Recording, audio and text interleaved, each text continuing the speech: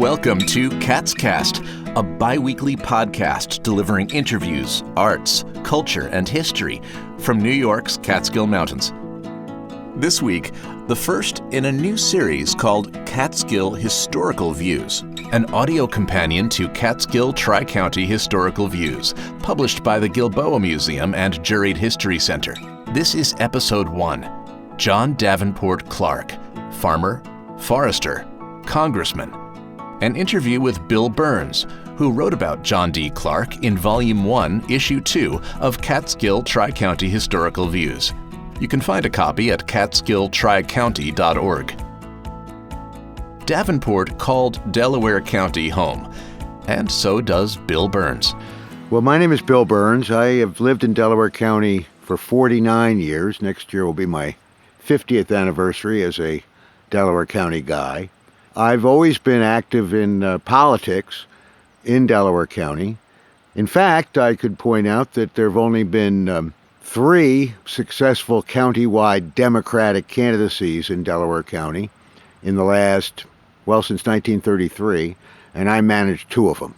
I've always been attracted to political campaigns, and that, I think, is what attracted me to John D. Clarke, who was a progressive Republican back in the early part of the 20th century, and really a remarkable guy.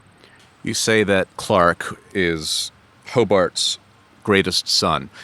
Give us a sense of who he is, where he came from, his father being a sheriff and a Civil War hero. What's interesting about John D. Clarke as Hobart's favorite son is the people of Hobart don't remember him.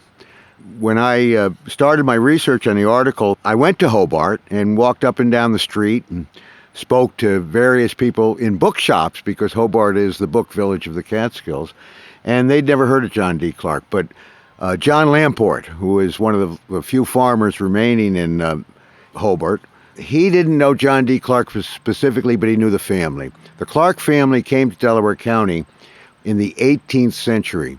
Most of us are familiar with the Hardenberg patent, the huge million-acre land grant that was given by Queen Anne to a consortium of about 8 or 9 guys.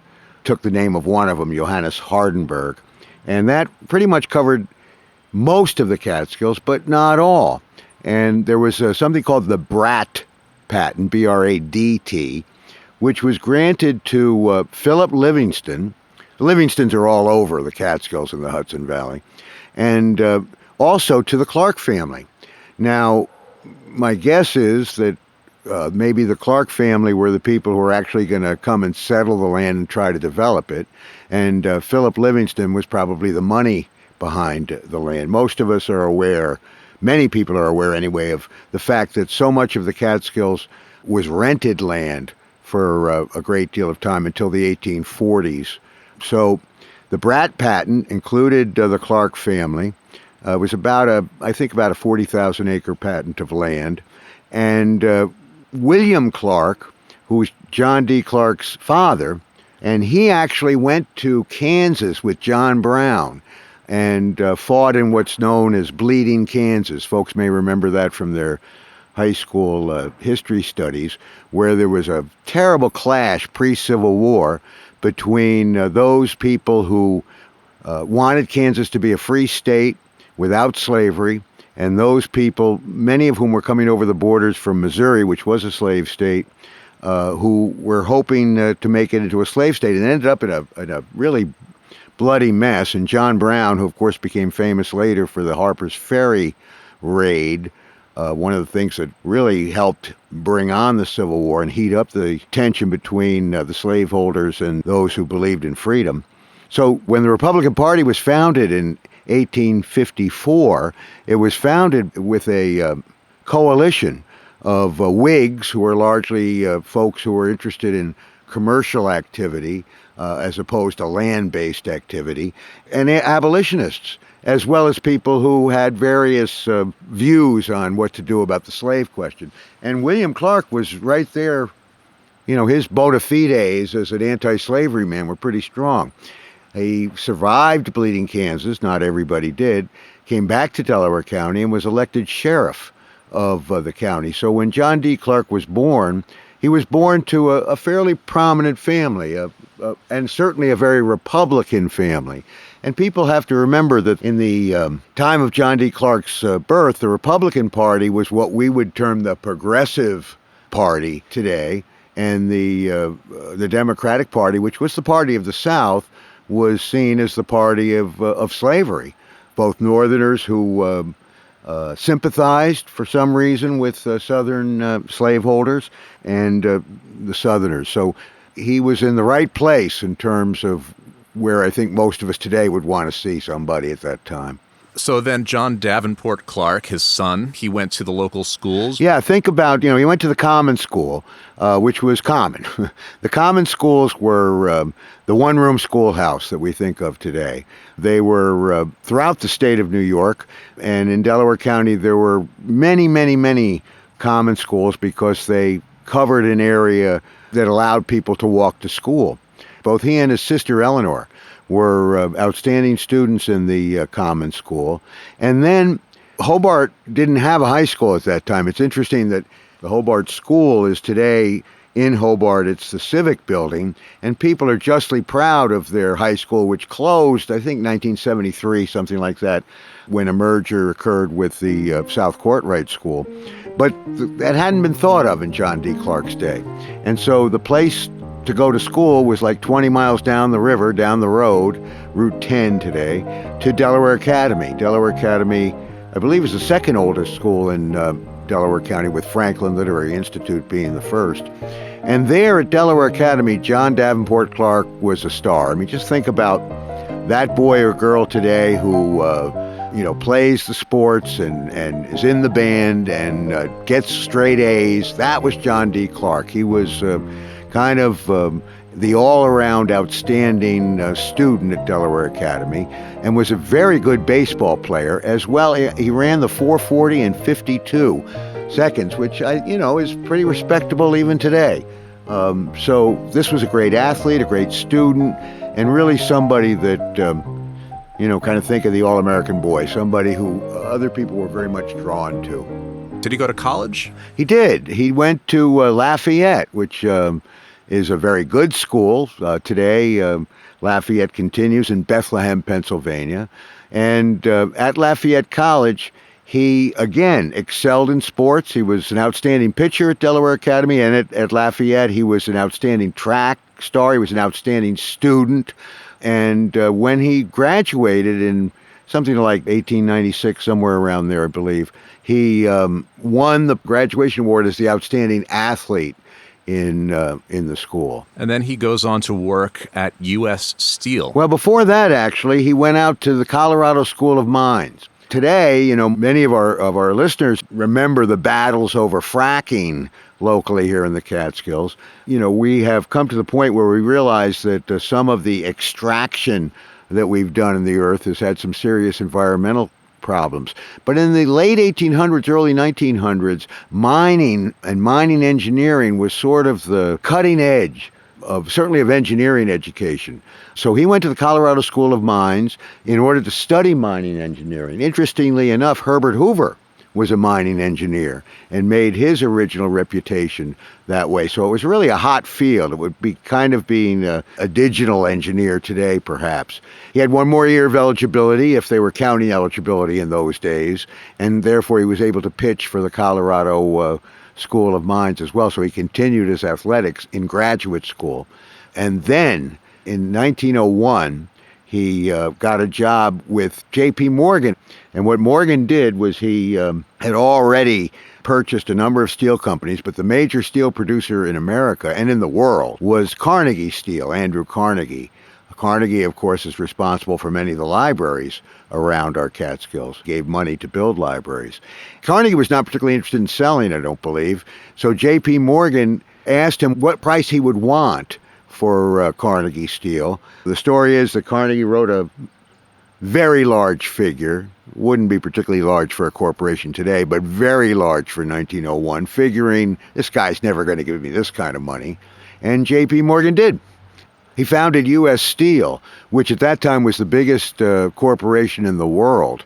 And John D. Clarke, he got a job with the U.S. Steel and rose to the position of director of mines. The thing that made U.S. Steel such an important company was the same thing that made the Rockefeller Standard Oil important. It was vertically integrated. So right from the mining of the coal, the creation of coke, the mining of ores, they did everything from the very beginning of the process before they ended up with manufactured steel. And so being the director of mines was a big job. And he probably made a lot of money. It seems like a plush job, but then he decided, for some reason, to go to law school. Yeah, How come? Yeah, I think 1908, he'd been with U.S. Steel for 7 years by that point. He had risen to a pretty prominent position, as I mentioned, in the company, and yet he decided to go to law school. Now, he may have been going to law school at night.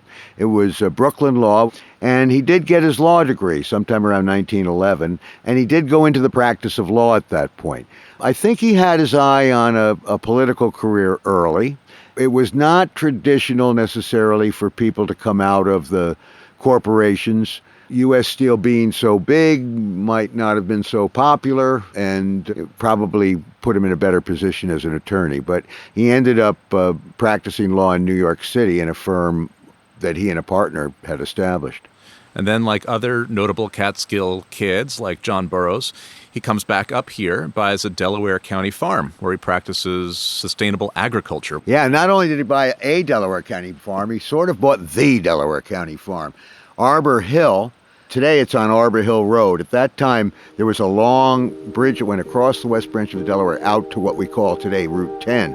It was a farm, so he had several hundred acres, and it was a place where political leaders from Delaware County had lived at Arbor Hill. So it's pretty clear to me that when he bought Arbor Hill, he had a political career in mind. But you're right, his goal at Arbor Hill was what we call today sustainable agriculture. He established a model farm. This was a place that it was expected that other farmers would be able to observe the way his farm was run as a way to improve agriculture throughout the county. And he also got very interested in forestry. Another thing that was huge in the early part of the 20th century that we don't think about as much today, most of the forests had been cut down. In Delaware County, certainly for farming, but in Ulster County, a lot of it was for timber. So reforestation was the major environmental issue. Did he see a relationship between the importance of forests and farms? I think he did. I think he saw forestry as another resource for the farmer, for the country. The whole forestry movement was based upon the wise use of the forest. In 1882, the Catskills forest had been declared forever wild, and we're certainly glad of that. We have all these wonderful hiking trails and forests here. But his brand of forestry was to manage a forest so that the wood, both for lumber and timber and for fuel, could be used, but used in a way that remained sustainable. And he called himself, he said, "I'm John D. Clarke, a farmer and a forester." And a congressman, which came next. And that came in 1920. He threw his hat in the ring for the United States Congress. In that time, in the 1920s, congressional districts were built around county lines. So the district was Delaware County, Otsego County, up where Oneonta is, Shenango County, that's where Norwich is, and Broome County, where Binghamton is. One of the things that really fascinated me about John D. Clarke, he's, in a way, the last Delaware County guy to represent us in Congress. Since I've lived in Delaware County, I've been represented by Howard W. Robeson in Binghamton, by Matt McHugh from Ithaca, Sherwood Boehlert from Utica, Antonio Delgado from Rhinebeck. You know, it's always people who are from outside of our county. So he's really the last major national political figure who was a Delaware County guy. So he was elected in 1920, again in 1922. Yeah. And then in 1924, the forestry interest comes back in a political way when he introduces the Clark-McNary Act, and that allocates public money for reforestation of private lands. What was that all about? Well, imagine again that we live in a world in which the major environmental issue is reforestation. there are many people, particularly progressive Republicans and I would say progressive Democrats, who were pushing for the federal government to take action, just like people push for the federal government to take action today on the major environmental issue, which I would say is climate change. But the federal government didn't see that constitutionally there was a way to do that. Well, before John D. Clarke got to Congress, the Weeks Act passed in 1911, and the Weeks Act allowed for the reforestation of river drainage areas, the valleys of rivers, in order to improve navigation. So what they were doing was they really wanted to do some reforestation, but the Constitution doesn't allow for that, but the Constitution allows for the federal government to be involved in interstate commerce. Navigation of rivers is interstate commerce, so that was the point. It didn't really do the job. So in 1924, Clarke introduced into the House, John D. Clarke did, and Senator McNary from Oregon in the Senate, a bill that would set up a public-private partnership in which, for the first time, the federal government could go on private land, and most of the deforested land was private land. Large tracts that had been deforested by the timber companies. So this allowed the federal government to go into private land in a public-private partnership. And today we see public-private partnerships as a regular thing and a boon to the country to get things done. But at that time it was fairly rare. That allowed for the federal government to establish a reforestation program. And it was there that the nurseries were established, that the free distribution of tree seedlings really got underway. So those who value the forest here in the Catskills and elsewhere, and there are so many of us, we really owe a debt of gratitude to Congressman Clarke and Senator McNary. Is that act still on the books? It is. The Clarke-McNary Act is still the law of the land and memorializes his name, certainly. And then shoes and alcohol seem to have undid him in a way, leading up to the next election, 1924. 1924, John D. Clarke is challenged in a primary. And his Mr. Tolley, Harold Tolley, who went on to become the mayor of Binghamton, but I don't think he was at that point, runs against him. The big issue is Binghamton is a shoe town, and Broome County is a shoe county. So Johnson City is it's a factory town, like Chichester was years ago. But it's a factory town with like 40,000 workers. And several other, Endicott Shoe, several other shoe companies there. Well, in the post-World War I world, imports began to pour into the country, Italian shoes, shoes from other European countries, and it really put a dent in the American shoe industry. And Tolley ran on defending the shoe industry. The other issue was temperance, particularly in Delaware County. And I remember the Women's Christian Temperance Union having a table at the Delaware County Fair every year.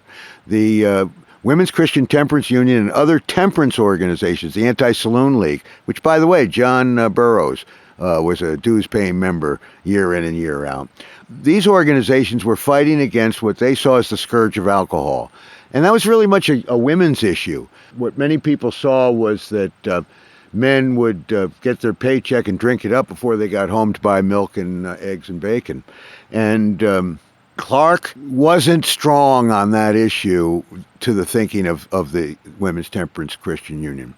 But he ended up losing by, I think it was 242 votes in a very close squeaker primary. That hurt. And he came back 2 years later. And was he a bit hypocritical in terms of alcohol, supporting the temperance movement in some ways, but also being a drinker himself? Exactly. John D. Clarke was known, as a number of politicians were, as one who voted dry but drank wet. I think really the people began to say that about him after the 26 when he ran against Tolley in the primary and beat him and became the Republican candidate and won his seat back. Because I'm not sure that he spent much time on the temperance issue, before that, but he was very careful to vote dry after the loss, although he did drink wet. John D. Clarke became a real expert in the shoe tariff business, paid a lot of attention to the shoe trade, as well as to the dairy farmer. It was a district that was built on milk and leather, milk and shoes. And so he was reelected in 28 and reelected in 30 and reelected in the landslide of Franklin Roosevelt in 1932. Election day rolls around in 1933. Election day is going to be 2 days later, and Clarke gets in his automobile and leaves Arbor Hill and drives down into Delhi. Arbor Hill is in Fraser's, a stone's throw from Delhi today. It's where the big milk plant is today and Clarke Industries. And he drives home, and as he's coming up the rise, just before you get to the Clarke Industries establishment on the right-hand side of the road, and another car with a family in it is coming the other way, and they sideswipe. And that throws Clarke's car off course. He goes across the road, and there's a guardrail there, but there's a gap in the guardrail, and he just happens to hit that gap in the guardrail, and it's a 30-foot drop down there. And today it's all forested, but if you get out of your car and you look, you can see that's a drop down there. People stopped, they went down to him, and he ended up dying in the arms of a stranger. It was really a tragic death. He was 60 years old. He had really a remarkable career. He was a joiner. He was a member of every organization, backslapper. I mean, a hail fellow, well-met kind of guy, and everybody liked him.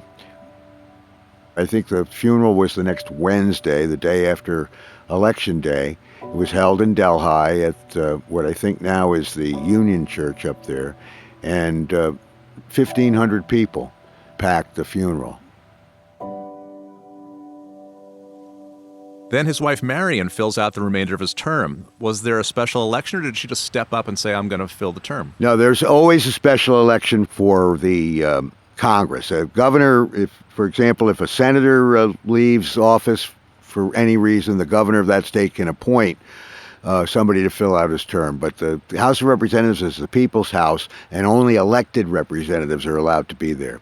The Republican county chairs got together from Shenango, Broome, Delaware, and Otsego counties, and they chose Marion Williams Clarke, who was John D. Clarke's wife. He had met her at the Colorado School of Mines. She was about 5 years younger than he, so she would have been about 55 years old when she received the nomination to run in a special election, which would have been held probably in February or March of 1934, and filled out the remainder of his term, chose not to run for re-election in the November 1934 race. Since 1934, there has not been a single person from Delaware County representing the people of a congressional district, including Delaware County, in the Congress. So John D. and Marion were the last. And John D. Clarke left one other legacy, which is a camp. He certainly did. My two sons and my stepson, they all attended Camp Shankatunk. I think particularly many of our Delaware County listeners either went to Camp Shankatunk or had their children attend that camp. Camp Shankatunk is a 4-H camp, very affordable, and that was created by John Davenport Clarke, who split up his model farm and model forest by taking his swimming pool and several hundred acres in forest and fields and turning it over to the 4-H to create this camp. So it's a real legacy that he's left, particularly for the people of Delaware County, but I think for everybody in the Catskills. Anything else that struck you about your research into John D. Clarke? I would just like to point out that, what a impressive historical figure he was. A Roosevelt Republican, a Teddy Roosevelt Republican, somebody who was really on the cutting edge of the environmental movement. Although the issues that faced the conservation movement, as they called it then, were different than the issues it faces now, I believe that if John D. Clarke were alive now, he'd be in the forefront of trying to solve some of the environmental concerns that we have today. And also somebody who was very much of his constituency. of the community in a way that, I think we all see as valuable. What originally alerted you to this figure, to know enough to even research him and write about him? I'd heard of him and really, knew nothing about him except that, we had this congressman who died in a really nasty car crash. When the Tri-County Historical Review was established, the question came up, what would I want to write? I was kind of immersed in John Burroughs at that point, and I'm kind of fascinated with these local guys who rise to a national reputation and yet remain local. That's one of the things I love about John Burroughs, the naturalist and essay writer, is that he became one of the most important writers in America, really. I'm just fascinated by people who are country people, who are Catskill Mountain people, who are Delaware County people, who are not urbane, but yet are able to become major figures in the larger world. And the research was great because his papers are at the New York State Historical Society, now the Fenimore Museum, in Cooperstown. And so I was able to go up there and spend days, and the librarians would wheel out a cart with 5 or 6 boxes, and you open up those boxes and it's like you're entering John D. Clarke's world because he saved everything. He also subscribed to a clipping service, which today is unnecessary because of the internet, but the clipping service was you would hire a company and they would scour the newspapers, and every time your name was mentioned in an article, they would clip it out. And then his wife, I believe it was Marion, who would then paste those clippings into scrapbooks. So in Cooperstown, there are 19 boxes of scrapbooks and all this ephemera, all this stuff that really gives one the opportunity to know this guy and to know what he was like. And that was fascinating. Thank you very much, Bill. Thank you, Brett. I appreciate it. Our thanks to Bill Birns, Catskill Mountain educator, author, and thinker. Bill was named by the Catskill Center as one of the 50 stewards of the Catskills. Catskill Historical Views is an audio companion to Catskill Tri-County Historical Views, published by the Gilboa Museum and Juried History Center. Subscribe for home delivery at catskilltricounty.org.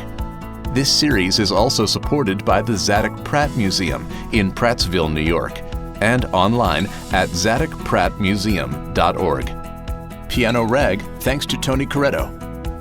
Thanks to Humanities New York for their financial support. Next time on Catscast, The Nutcracker, Orpheum dance program, and an online performance this year. Reserve your spot now at the Catskill Mountain Foundation. That's catskillmtn.org. Join us for the backstory in 2 weeks, right here on Catscast. I'm Brett Barry. Thanks for listening.